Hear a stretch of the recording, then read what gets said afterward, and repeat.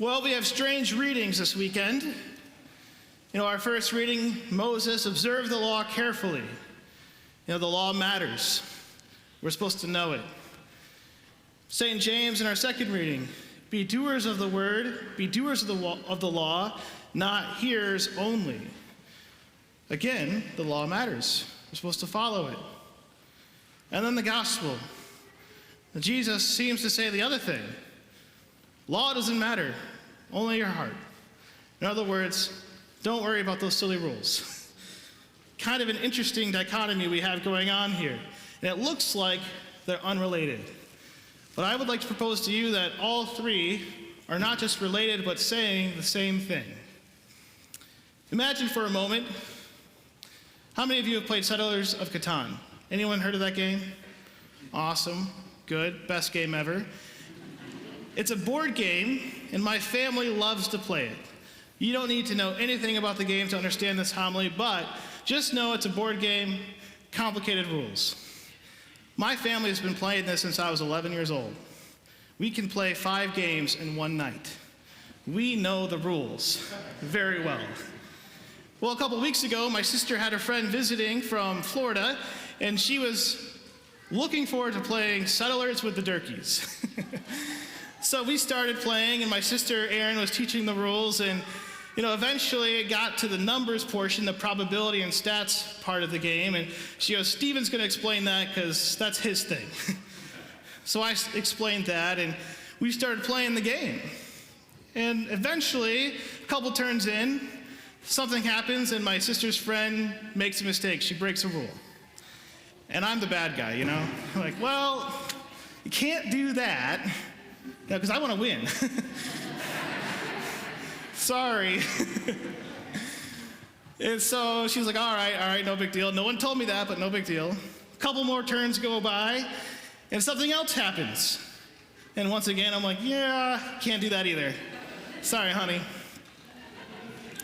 And so she's like, all right, no one told me that either. I'm like, well, Erin, it's your friend, hello.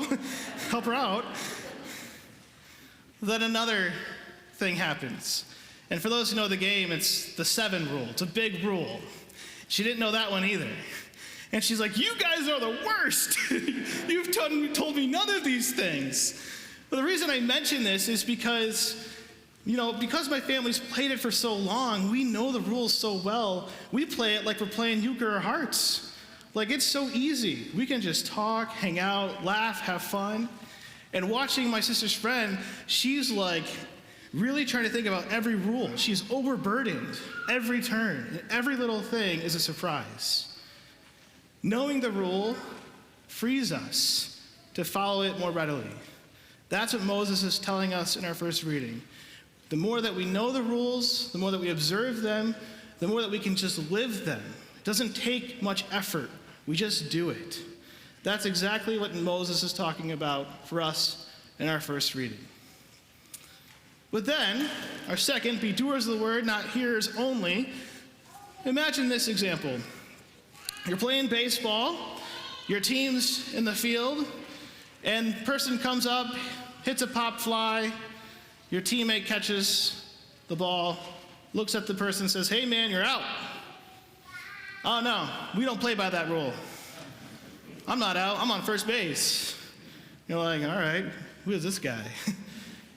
All right, we'll let it go this time. Next person comes up, hits a ground ball to short, pass the ball to second base, tag the base before the other guy gets there. All right, man, now you're out. Oh no, we don't play by that rule either. We don't do that. Well, you're gonna look at him and say, hey man, we're playing baseball. You gotta respect the rules. You can't just hear them and know them, you gotta follow them. You gotta listen to them. That's exactly what St. James is saying in our second reading. It's not enough just to know them. We have to follow them. They have to be a part of our lives. Well, if you think about it, that's when life is better. When, the world is better when we respect one another and we respect the rules. Someone that can't just come into our house and steal our TV and say, I don't think stealing is a commandment. I'm just going to do this. No.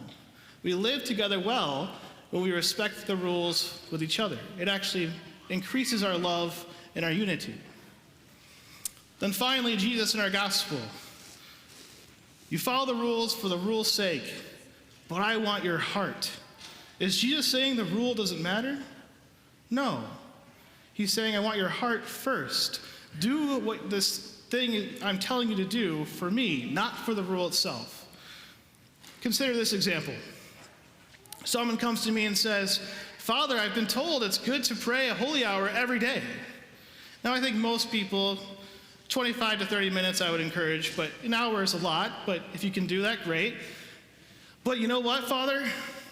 I don't know. I go and I pray that holy hour, and I spend 45 minutes in prayer, and it's beautiful, and I feel like I give my heart to the Lord, and the Lord responds, pours his graces upon me. And it feels like that's enough. But then I feel like I'm breaking a great rule if I leave before 60 minutes. I feel like I'm supposed to stay there until 60 minutes on the dot. Am I committing a big sin by not staying longer? My question would be, well, if you gave your heart to the Lord, that's all that matters. That would be my response. If you've gone and you've prayed, and you've spent this beautiful 45 minutes with the Lord, that's what the Lord wants. Pray always. That's what he says to us, pray always. And if we're going to go there in prayer, and we're going to give him 45 beautiful minutes, that's better than just showing up for 60 minutes, not praying, but just staying there for 60 minutes because we're told we're supposed to do it. No, we don't go for 60 minutes just because that's the rule. We go to spend time with the Lord. We give the Lord our heart. And so really, these readings all work together. Jesus wants us to live with integrity. Yes, he wants us to know the rules. Yes, he wants us to live by them. Yes, we need to listen to them and be doers of the word as well.